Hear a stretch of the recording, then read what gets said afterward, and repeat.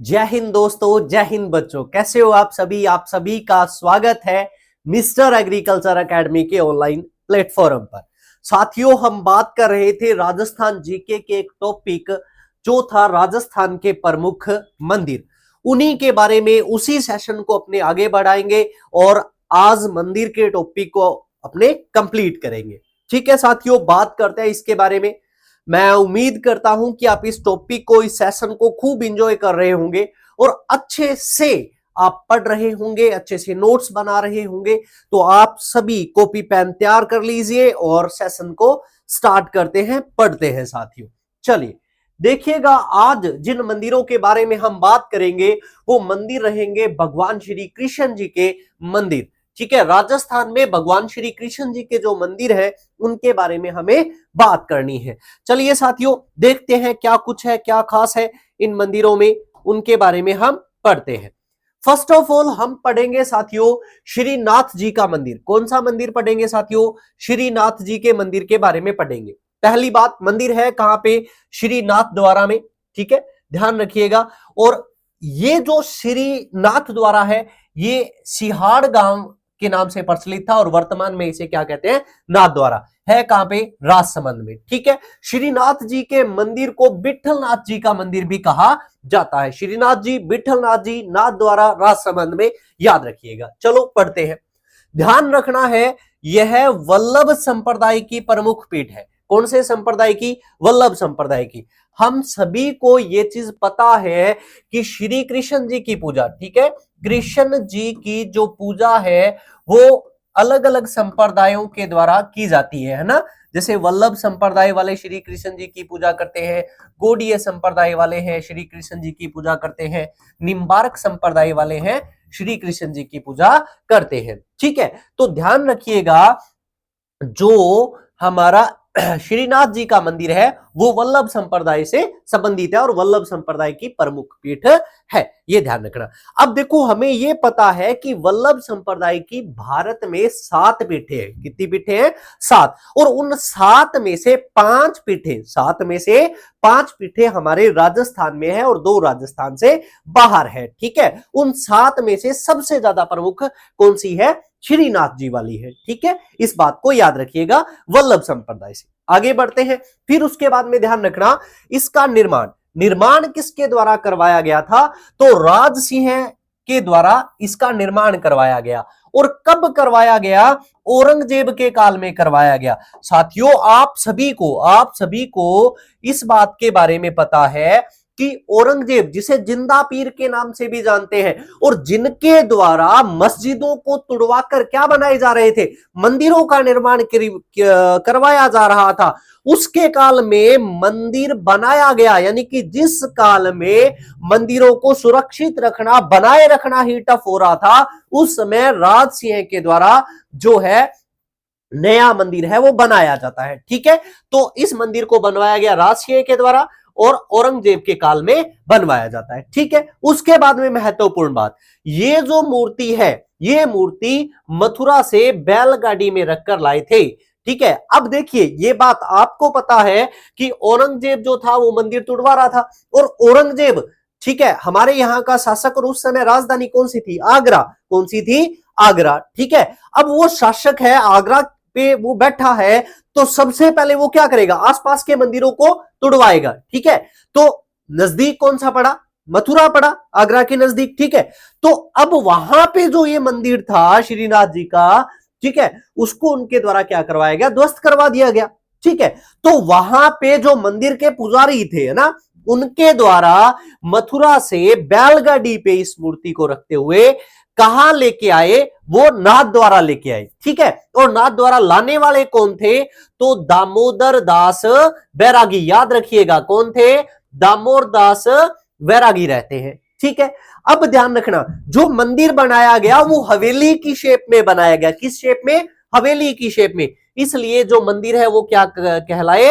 हवेली कहलाए। और मंदिरों में अब देखो, हवेली की शेप में तो उनके अंदर जो भक्ति संगीत चला, अब वो हवेली की शेप में थे, इसलिए उसे क्या कहा गया? हवेली संगीत कहा गया। ये ध्यान रखना। ठीक है, अब ये ध्यान रखना, श्रीनाथ जी के मंदिर में पूरे दिन में कुल 7 प्रकार की झांकियां हैं वो होती हैं, और उन झांकियों में सबसे ज्यादा जो प्रमुख रहती है वो कौन सी झांकी रहती है? एक तो कदली झांकी रहती है, और कौन सी रहती है? अष्टजरोखा झांकी रहती है। ठीक है, यानी कि अलग अलग रूपों में क्या किया जाता है, श्रीनाथ जी को प्रकट दिखाया जाता है। जैसे अष्टजरोखा के अंतर्गत उनको बाल रूप में दिखाया जाता है। ठीक है, तो प्रमुख झांकियां, प्रसिद्ध झांकियां कौन सी रहती है? एक तो कदली और दूसरी कौन सी रहती है? अष्टजरोखा रहती है, ये ध्यान रखिएगा। चलिए आगे बढ़ते हैं। उसके बाद में देखो, अन्नकूट महोत्सव के दौरान भीलों के द्वारा चावल लूटने की परंपरा है। देखिए साथियों, ये क्या स्टोरी है, इसके बारे में हम पढ़ते हैं। ठीक है, एक जर्नल सी बात है, आप सभी को पता है कि आप परिचित होंगे हिंदुओं के या हमारे जो प्रमुख त्योहार है वो कौन सा है? दीपावली है। कौन सा त्योहार है? दीपावली है, सभी को क्लियर। अब देखो, दीपावली जो है वो कुल 5 दिन का त्योहार है। कितने दिन का त्योहार है? 5 दिन का त्योहार है। ठीक है, कौन कौन सा? देखो, आपको पता है कि दीपावली से एक दिन पहले हम एक फेस्टिवल सेलिब्रेट करते हैं, और वो कौन सा करते हैं? रूप चतुर्दशी करते हैं। कौन सा करते हैं? रूप चतुर्दशी जो फेस्टिवल है वो हम सेलिब्रेट करते हैं। ठीक है, और इससे एक दिन पहले हम सेलिब्रेट करते हैं धनतेरस। क्या सेलिब्रेट करते हैं? धनतेरस सेलिब्रेट करते हैं। ठीक है, आप सबको ये चीजें क्लियर होनी चाहिए, छोटी छोटी चीजें भी। कार्तिक की अमावस को हम क्या मना रहे हैं? दीपावली, है ना। और कार्तिक के कृष्ण पक्ष की 14 को हम क्या सेलिब्रेट कर रहे हैं? रूप चतुर्दशी। और कार्तिक पक्ष के कृष्ण की 13 को हम क्या सेलिब्रेट कर रहे हैं? धनतेरस। क्लियर। अब इसके बाद ध्यान रखना, नेक्स्ट यदि हम आगे बढ़े तो इसके एक दिन बाद आगे हम पढ़ते हैं, क्या सेलिब्रेट करते हैं? गोवर्धन पूजा। क्या सेलिब्रेट करते हैं? गोवर्धन पूजा। ठीक है, और उससे नेक्स्ट हम जो सेलिब्रेट करते हैं वो करते हैं भाई दूज। क्या सेलिब्रेट करेंगे? भाई दूज। तो टोटल कितने दिन का ये जो है त्योहार हुआ साथियों? 5 दिन का। अब आप एक बात याद रखिएगा, क्या बात याद रखनी है? इस गोवर्धन पूजा वाले दिन, यानी कि शुक्ल पक्ष स्टार्ट हो चुका है भी, कार्तिक शुक्ल एकम को कौन सा महोत्सव सेलिब्रेट किया जाता है? तो वो किया जाता है अन्नकूट महोत्सव। कौन सा सेलिब्रेट किया जाएगा? अन्नकूट महोत्सव। अब इसके बाद में आपको एक बात और याद रखनी है। क्या याद रखनी है? कि अपने इधर के जितने भी मंदिर है वहां पर भोग लगाया जाता है। किसका? बाजरे का भोग। किसका भोग लगाया जाता है? बाजरे का भोग लगाया जाता है। और जबकि अपने बात करें श्रीनाथ जी के यहाँ भोग लगाया जाता है किसका? चावल का भोग लगाया जाता है। किसका भोग लगाया जाता है? चावल का भोग लगाया जाता है। ठीक है, ये बात याद रखनी है। अब ये बात ध्यान रखनी है कि श्रीनाथ जी के मंदिर में जो आप ये चीज प्रचलित है भी, 12 बजे तक तो सामान्य लोगों के लिए क्या है, मंदिर के दरवाजे खुले रहते हैं ना। उसके बाद में वहां ये प्रचलन में है कि एक चावलों का ढेर लगा दिया जाता है, और भील लोग जो आते हैं और वो क्या करते हैं भी, किसी भी चीज में जैसे अपने साफे वगैरह में और ना जिस भी तरीके से वो जो ढेर चावलों का है वहां से चावल ले जाते हैं अपने घर पे। ठीक है, जिसको चावल की लूट के नाम से जाना जाता है। ठीक है, अब ये ध्यान रखना, ये चावल की लूट कहां पे फेमस है? श्रीनाथ जी के मंदिर में और अन्नकूट महोत्सव पर। क्लियर, ये बात याद रह जाएगी। और ये चीज ध्यान रखना, अन्नकूट महोत्सव कब होता है? गोवर्धन पूजा वाले दिन होता है। ठीक है, अब ये ध्यान रखना कि इन चावल का वो करते क्या है, यदि दिमाग में आए तो देखो, घर पे पका के खाए जाते हैं, है ना, अपने आस पड़ोस पड़ोसियों के दिए जाते हैं। यहां तक कि बिलों में जो मरने वाला व्यक्ति है ना, उसके मुंह में अंतिम रूप से क्या डाले जाते हैं? चावल तक डाले जाते हैं। यही चावल, लूटे हुए चावल ही डाले जाते हैं। ओके साथियों, उम्मीद करता हूं ये बात आपको समझ में आ गई होगी। ठीक है, तो अन्नकूट महोत्सव में चावल की लूट भीलों के द्वारा की परंपरा है। ठीक है, उसके बाद में देखो पिछवाई कला, वो भी कहां की फेमस है? नाथ द्वारा की ही फेमस है ना। भी श्री कृष्ण जी की जो लीलाएं हैं, जीवन की जो झांकियां हैं, उनको चित्रण किया जाता है ना। और उसको जब चित्रित करके मूर्ति के पीछे, है ना, कृष्ण जी की मूर्ति के पीछे सजाया जाता है, रखा जाता है, लगाया जाता है, तो उसको हम क्या बोलते हैं? पिछवाई। तो हमसे पूछा जाता है पिछवाई चित्रण कहां का है? नाथद्वारा का, ये याद रखना है। उसके बाद में देखिए डांग नृत्य। देखो डांग भूमि तो अलग है, लेकिन हमसे यदि पूछा जाए कि डांग नृत्य कहां का फेमस है, तो डांग नृत्य कहां का फेमस है? ये भी नाथद्वारा का, ठीक है। पिछवाइयां भी नाथद्वारा की और डांग नृत्य भी कहां का फेमस है? नाथद्वारा का, ठीक है। भी अपने जैसे याद करने के लिए एक बात आती है कि मैं हमेशा बोलता हूं क्लास में भी, डांग कौन रख है? डांग नाथ रख है। जोगी लोग जो होते हैं डांग कौन रखते हैं? नाथ रख है। तो डांग नृत्य कहां का है? नाथद्वारा का है, ठीक है। इसको अच्छे से याद कीजिएगा।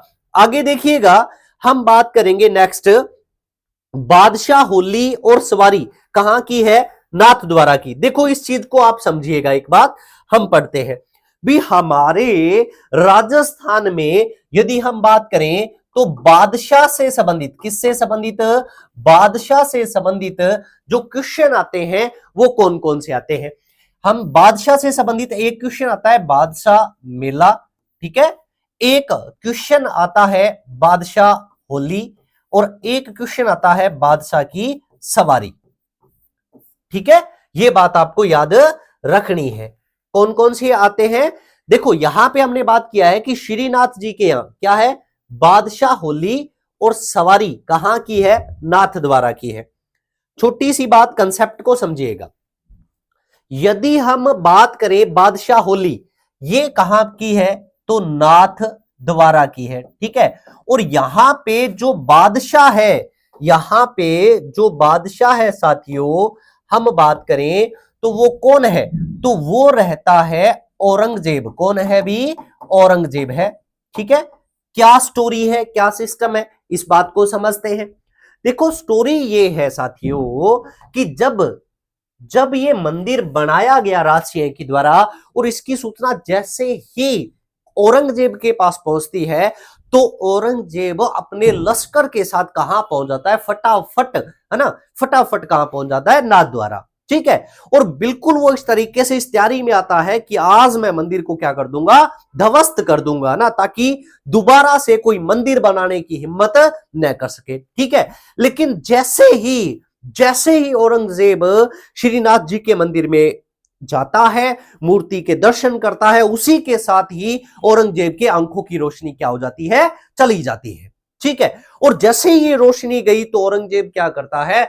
बिल्कुल वहीं पे मंदिर में, ना, श्रीनाथ जी के सामने गिड़गिड़ाने लगता है कि आप कैसे भी करके, मुझसे गलती हो गई, ये हो गया, है ना, मुझे पता नहीं था, तो आप मेरी रोशनी को वापिस कीजिए, ठीक है। इस तरीके से वो गिड़गिड़ाता है श्रीनाथ जी के सामने और फिर ये कहता है कि जैसे ही भी आप मेरे को माफ कर दीजिए और जैसे ही मेरी आंखों की रोशनी सही होगी तो मैं पूरे लश्कर के साथ यहां मंदिर में धोख लगाने के लिए आऊंगा, है ना। इस तरीके से सिस्टम बैठता है। तो अब क्या होता है, कुछ दिनों के बाद औरंगजेब की जो आंखों की रोशनी है वो सही हो जाती है और वो पूरे लश्कर के साथ आता है। तो उन दिनों, है ना, उन दिनों होली वगैरह वाले दिन चल रहे होंगे, तो वो पूरा होली खेलता हुआ आता है, तो इसीलिए इसे बोला जाता है बादशाह की होली, ठीक है। और ध्यान रखना, यहां तक की ये परंपरा है कि औरंगजेब जैसे ही आता है तो वो मंदिर की सीढ़ियों को अपनी दाढ़ी से क्या करता है? साफ करता हुआ आता है, ठीक है।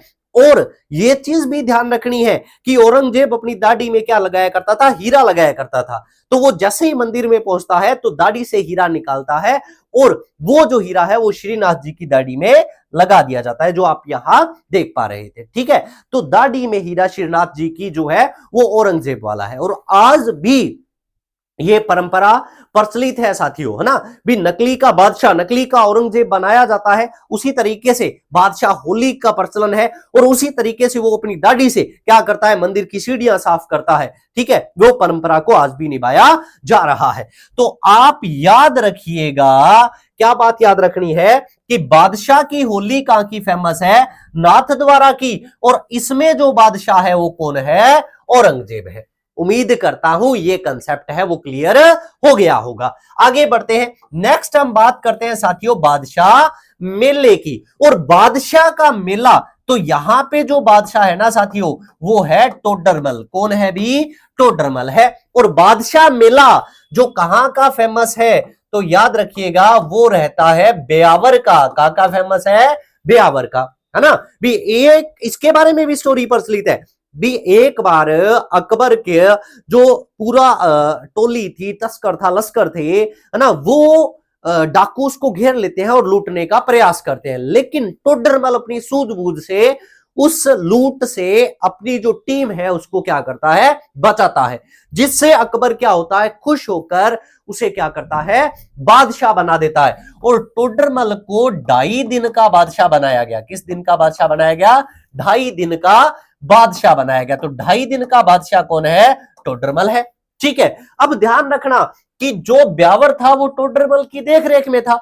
तो जैसे ही टोडरमल ब्यावर आता है, जैसे ही टोडरमल ब्यावर आता है, तो क्या है, टोडरमल की जो है वो सवारी निकाली जाती है। ठीक है, टोडरमल की सवारी निकाली जाती है ना। अभी टोडरमल को बिल्कुल रथ के ऊपर बिठाया जाता है और उसके आगे आगे याद रखना टोडरमल का दोस्त था बिरबल। टोडरमल का दोस्त कौन था भी? बिरबल। और बिरबल क्या करता है, बिल्कुल आगे डांस करता हुआ सवारी के आगे जाता है। ठीक है, तो बिरबल नृत्य जो है वो भी कहां का फेमस है? तो बादशाह मेले का, ब्यावर का, याद रखिएगा। और बादशाह मेले में जो बादशाह है वो कौन है? टोडरमल। और टोडरमल जो है वो 2.5 दिन का क्या था? बादशाह था। ये बात याद रखनी है। अब क्या क्लियर हुआ? होली कहां की है? नाथद्वारा की है। मेला कहां का है? ब्यावर का है। और जो सवारी है ना साथियों, ये ध्यान रखना, ये नाथद्वारा की भी है और यह ब्यावर की भी है, दोनों जगह की है। ठीक है, ये कहां की है? दोनों जगह की है। इस बात को आप अच्छे से क्या करेंगे, लर्न रखेंगे, याद करेंगे। ठीक है साथियों, क्लियर? ये बात अच्छे से याद हो जाएगा। आगे बढ़ते हैं नेक्स्ट। उसके बाद देखिएगा, उसके बाद में देखो, इस पूरी स्टोरी को समझने के बाद हमने ये सारी बातें पढ़ ली हैं। अब उम्मीद करता हूं ये याद होगा। ठीक है, क्या चीज रहेगी? सिंपल सी बात रहती है, सिंपल सी बात है, इसको समझिएगा कि भगवान श्री कृष्ण जी का मंदिर में नाथद्वारा वल्लभ संप्रदाय का है, राज सिंह ने बनवाया। दामोदर दास बैरागी क्या करते हैं? मूर्ति लेके आते हैं। ठीक है, ये सब बातें पढ़ ली अच्छे से। चलिए आगे वाला मंदिर पढ़ते हैं, और वो मंदिर कौन सा रहता है? द्वारिकाधीश जी का मंदिर। ठीक है, द्वारिकाधीश जी का मंदिर कहां पे है? कांकरोली में। कहां पे है? कांकरोली। और कांकरोली कहां पे है साथियों? वो है राजसमंद में। कहां पे है? राजसमंद में। पढ़ते हैं अपने। देखो, इस मंदिर का निर्माण, इस मंदिर का जो निर्माण है वो किसके द्वारा करवाया गया? मंदिर का निर्माण करवाया गया राजसिंह के द्वारा। किसके द्वारा? राजसिंह के द्वारा करवाया गया। ठीक है, ध्यान रखिएगा। और यह ध्यान रखना, यह वल्लभ संप्रदाय की दूसरी पीठ है। वल्लभ संप्रदाय की क्या है? दूसरी पीठ है, याद रखिएगा। ओके, आगे बढ़ते हैं। अब यह बात हमने की है कि कुल 7 पीठें हैं। कुल कितनी पीठें हैं? 7 पीठें हैं। एक कौन सी हो गई? श्रीनाथ जी वाली, नाथद्वारा राजसमंद में। एक कौन सी होगी? द्वारिकाधीश जी वाली, कांकरोली में। एक कौन सी है? मथुराधीश जी वाली, कहां पे है? कोटा में है। ठीक है, एक कौन सी होगी? मदन मोहन जी वाली, कहां पे? कामा में। कामा कहां पे है? डींग में है। ठीक है, और गोकुल चंद्र जी, ये भी कहां पे है? कामा डींग में है। ठीक है, ये तो 5 टोटल, मैंने कहा था ना 7 है, और 7 में से 5 राजस्थान में है और 2 राजस्थान से बाहर है। बालकृष्ण जी वाली सूरत में है और गोकुलनाथ जी वाली कहां पे है? गोकुल यूपी में है। देखो एक बात ध्यान रखना, मदन मोहन जी का मंदिर जो कामा डींग वाला है वो कौन से का है? वल्लभ संप्रदाय का। और एक मदन मोहन जी का मंदिर, मदन मोहन जी का मंदिर कहां पे है? करौली में है साथियों। कहां पे है? करौली में है। और ये मदन मोहन जी का मंदिर जो करौली में है ना साथियों, ये गौड़ीय संप्रदाय का है। कौन से संप्रदाय का है? गौड़ीय। क्या बात बोली है मैंने कि मदन मोहन जी कामा डींग वाले वल्लभ संप्रदाय से संबंधित हैं, और मदन मोहन जी करौली वाले कौन से संप्रदाय से संबंधित हैं? गौड़ीय संप्रदाय से संबंधित है। ये मदन मोहन जी की जो प्रतिमा है वो है। ठीक है, अच्छे से देख लीजिएगा, कितने सुंदर आपको नजर आ रहे होंगे। ठीक है, चलिए आगे बढ़ते हैं साथियों। नेक्स्ट उसके बाद में हम बात करेंगे खाटू श्याम जी का मंदिर। खाटू श्याम जी मंदिर कहां पे है? रिंगस, सीकर में है। ध्यान रखिएगा साथियों, खाटू श्याम जी मंदिर प्रॉपर रिंगस में नहीं है। खाटू श्याम जी, उसके पास में एक गांव है खाटू गांव। कौन सा गांव है? खाटू गांव और वहां पे मंदिर बना हुआ है खाटू श्याम जी का। क्लियर ये बात? आगे बढ़ते हैं। उसके बाद में देखो, हमें ध्यान रखना है, नींव रखी, मंदिर की नींव रखी किसने? रूप सिंह और नर्मदा कंवर ने।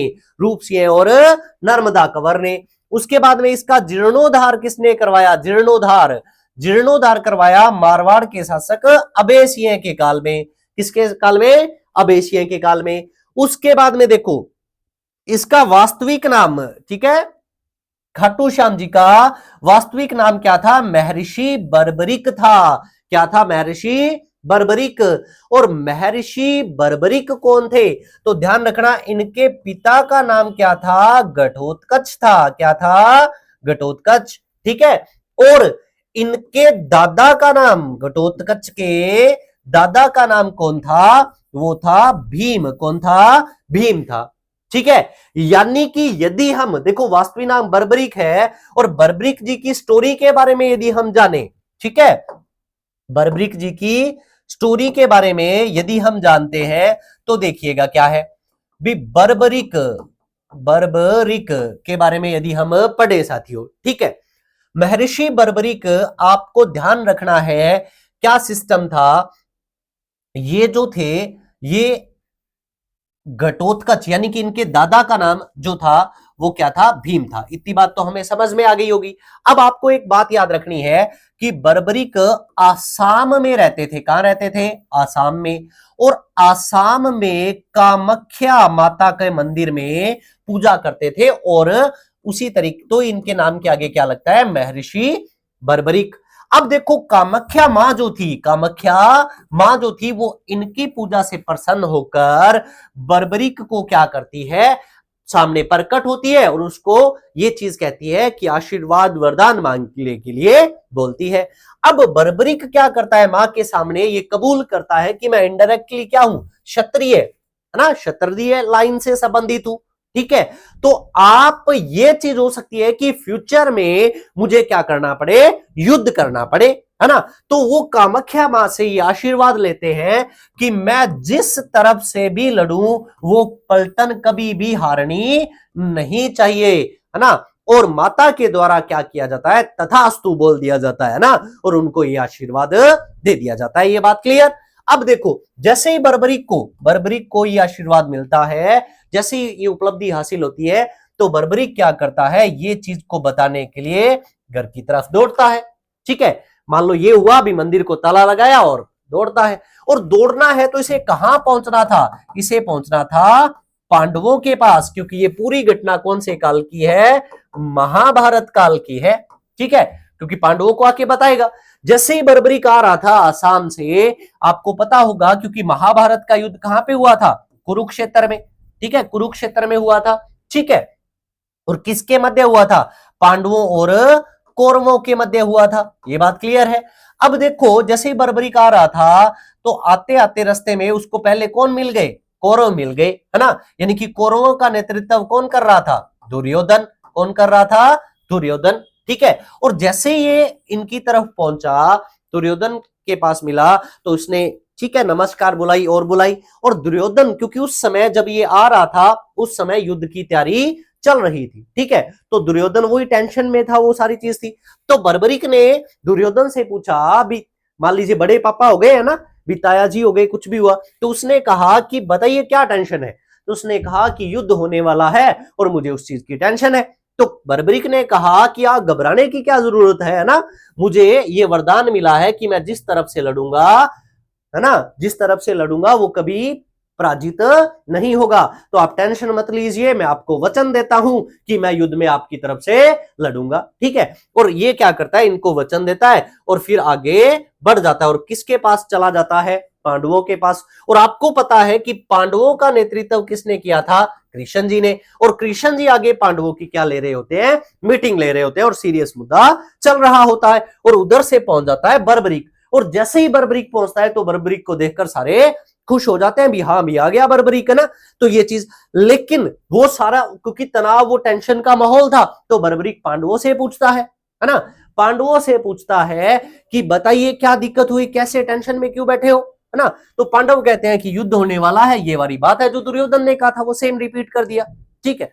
तो बर्बरीक ने पांडवों को कहा कि घबराने की जरूरत नहीं है, मुझे तो कामाख्या मां से ये आशीर्वाद प्राप्त है कि मैं जिस तरफ से लड़ूंगा वो कभी हारेगा नहीं, तो आप टेंशन मत लीजिए। आप क्या टेंशन ले रहे हो, मैं आपसे पहले तो बड़े पापा से मान लो ये प्रॉमिस कर आया हूं, आपको टेंशन लेने की जरूरत नहीं है भी, जिस तरफ से मैं लड़ूंगा वो कभी हारेगा नहीं, तो मैं आपकी तरफ से लड़ूंगा, दिक्कत कहां है, मैं आपको वचन देता हूं। जैसे ये बात बोली कि उधर दुर्योधन को भी वचन दे के आया हूं और इधर भी वचन दे दिया। अब श्री कृष्ण जी उसको कहते हैं भी ना तू ओके करवे यार, सारी ऐसी की तैसी होगी, है ना। फिर उसको पूरा माजरा समझाते हैं कि यार ये युद्ध ही तो पांडवों और कौरवों के मध्य होने वाला है, और तूने दोनों को क्या कर दिया, दोनों को ही वचन दे दिया, अब बता किस तरफ से लड़ेगा।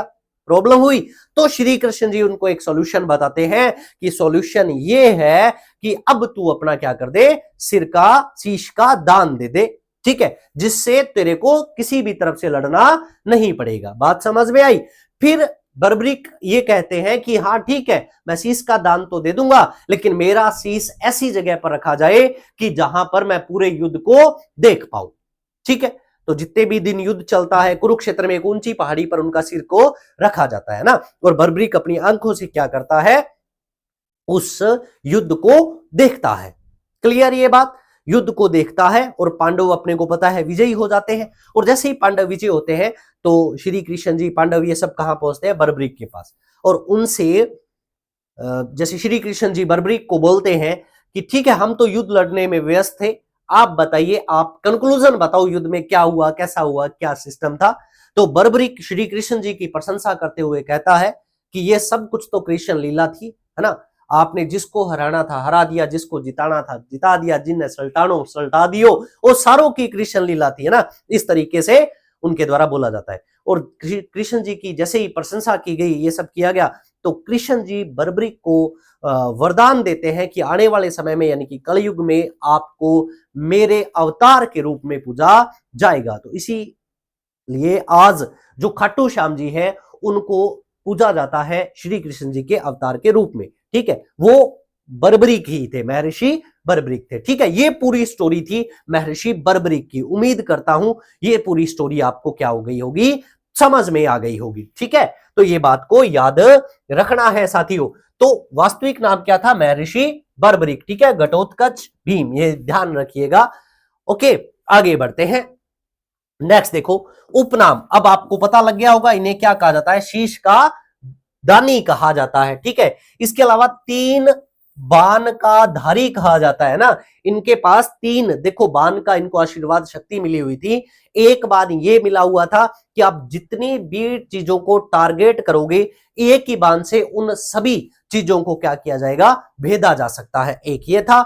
एक उनको मिला था कि एक बाण से आप नभ को क्या कर सकते हो, कंट्रोल कर सकते हो। और तीसरा ये मिला हुआ था कि एक बाण से आप स्थल भाग को क्या कर सकते हो, कंट्रोल कर सकते हो, ठीक है। तो तीन बाण थे, इसलिए इन्हें क्या कहा जाता है, तीन बाण का धारी। और इसके अलावा हारे का सहारा भी, जिंदगी में जब सभी दरवाजे, सभी कठिनाइयां इतनी है, आपको लगता है कि सब कुछ खत्म हो गया, सब दरवाजे बंद हो गए, तब यदि आप बाबा श्याम का ध्यान करते हैं, आशीर्वाद करते हैं, तो आपको जिंदगी में एक नई उमंग, नए रास्ते दिखाई देने लग जाते हैं। इसीलिए कहा जाता है हारे का सहारा खाटू श्याम हमारा, ठीक है, ध्यान रखिएगा। चलिए, इनका जो लक्खी मेला है वो कब लगता है, फाल्गुन मास में लगता है, लाखों की भीड़ वाला मेला है, ध्यान रखिएगा। ये खाटू श्याम जी आप देख सकते हैं, इनकी शीश की क्या की जाती है, पूजा की जाती है, ठीक है। चलिए आगे बढ़ते हैं।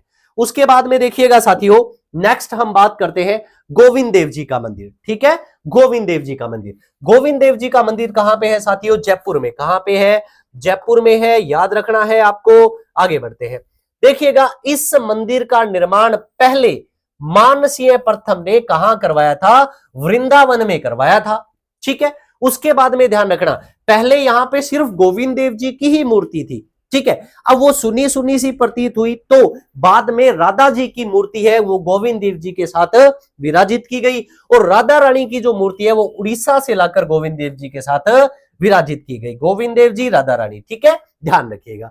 उसके बाद में ध्यान रखना है, यह गौड़ीय संप्रदाय की प्रमुख पीठ है। कौन से संप्रदाय की है, गौड़ीय संप्रदाय की प्रमुख पीठ है। उसके बाद में ध्यान रखिएगा, औरंगजेब के समय में चैतन्य महाप्रभु के शिष्य शिवराम गोस्वामी, कौन, शिवराम गोस्वामी ने बैलगाड़ी में बिठाकर गोविंदपुरा इसको लेके आए थे, राधा गोविंद को, ठीक है, ये बात ध्यान रखिएगा। कौन लेके आया? तो चैतन्य महाप्रभु का शिष्य शिवराम गोस्वामी, याद रखना है। उसके बाद देखो निर्माण किसने करवाया? तो स्वाई जयसिंह ने, ठीक है, गोविंद देव जी के मंदिर का निर्माण स्वाई जयसिंह ने करवाया था। आगे बढ़ते हैं और ध्यान रखिएगा कि कछवाहा राजाओं का तिलक कहां होता है? तो गोविंद देव जी के मंदिर में होता है। एक बात याद रखनी है साथियों, आपको याद होगा कि जब मैं दुर्ग पढ़ा रहा था तब मैंने एक बात बताई थी कि आप बताइएगा मेरे को भी गोविंद देव जी का मंदिर जब नहीं बना हुआ था तब जो कछवाहा राजाओं का जो राज तिलक था वो कहां होता था? फटाक से कमेंट कीजिए मेन बॉक्स में, बताइए मेरे को।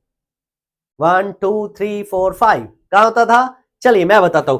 तो ये होता था साथियों कदमी महल में। कहां होता था? कदमी महल में, याद रखिएगा, ठीक है। जब तक गोविंद देव जी का मंदिर नहीं बना हुआ था राज्याभिषेक राज तिलक कहां होता था? कदमी महल में, ठीक है। चलिए आगे बढ़ते हैं और यहां की फूलों की होली है जो फेमस है, ठीक है, याद कर लीजिएगा। आगे बढ़े, नेक्स्ट ये गोविंद देव जी का मंदिर है। ये है जी गोविंद देव जी मंदिर का सत्संग भवन, Guinness book of world record में ये शामिल है। देखिए क्या है भी, बिना खंभों से बना हुआ सबसे बड़ा हॉल, इस टेक्निक से बना हुआ है कि बीच में कोई खंभे नहीं है, बिना सहारे से खड़ी हुई छत है, ठीक है। इसलिए Guinness book of world record मिला हुआ है गोविंद देव जी के सत्संग भवन को। इस तरीके से छत है वो बनी हुई है साथियों, ठीक है, ये वर्ल्ड रिकॉर्ड वाला सर्टिफिकेट। ठीक, आगे बढ़ते हैं। नेक्स्ट साथियों चार भुजानाथ जी का मंदिर। चार भुजानाथ जी का मंदिर कहां पे है? गढ़बोर में है, राजसमंद में। गढ़बोर राजसमंद में, ध्यान रखिएगा। इसे मेवाड़ का वारीनाथ कहा जाता है, मेवाड़ का वारीनाथ कहा जाता है और पांडवों के द्वारा इनकी पूजा की जाती थी। एक बात ध्यान रखना कि चार भुजानाथ जी का जो मंदिर है यहां पे मेला 2 बार लगता है, एक तो होली के समय लगता है और एक जल झूलनी एकादशी को। सब आप सभी मेरे को ये मेन कमेंट बॉक्स में क्लास के बाद में ये कमेंट करके बताएंगे कि देखो होली तो सबको पता है कब होती है ना, फाल्गुन पूर्णिमा सबको पता है ना। ये ध्यान रखना है कि जल झूलनी एकादशी कब होती है। मेरे को मेन कमेंट बॉक्स में सभी कमेंट करके बताएंगे जल झूलनी एकादशी, देव झूलनी एकादशी कब होती है। ओके, फिर ध्यान रखना मेवाड़ के 4 धाम, जैसे हम देखो बात करते हैं कि 4 धाम की यात्रा ये सब चीजें ना, उसी तरीके से मेवाड़ के 4 धाम कौन से कहलाते हैं? तो याद रखिएगा, एक है केसरिया नाथ जी दुलेब उदयपुर में, ठीक है, एक है एकलिंगनाथ जी कैलाशपुरी उदयपुर में, एक है श्रीनाथ जी का मंदिर नाथद्वारा में और एक है चार भुजानाथ जी वाला मंदिर गढ़बोर में, और ये कहां पे है? राजसमंद में। ये चारों मेवाड़ के 4 धाम कहलाते हैं साथियों। अच्छे से आपको क्या करना है? लर्न करना है, याद करना है। चलिए आगे बढ़ते हैं। उसके बाद में है मदन मोहन जी का मंदिर। बात की थी मदन मोहन जी का मंदिर कामावाला वल्लभ संप्रदाय से है और मदन मोहन जी का मंदिर करौली वाला कौन से संप्रदाय का है? गौड़ीय संप्रदाय का है, हम बात कर चुके हैं। देखिए मंदिर का जो निर्माण है शासक गोपाल पाल यादव ने, ठीक है, किसके? तो सुबलनाथ के सहयोग से मूर्ति जयपुर से लाकर स्थापित करवाई थी, ठीक है, जयपुर से लाए थे सुबलनाथ के सहयोग से। कौन? गोपाल पाल यादव, उन्होंने इनका निर्माण करवाया, ठीक है।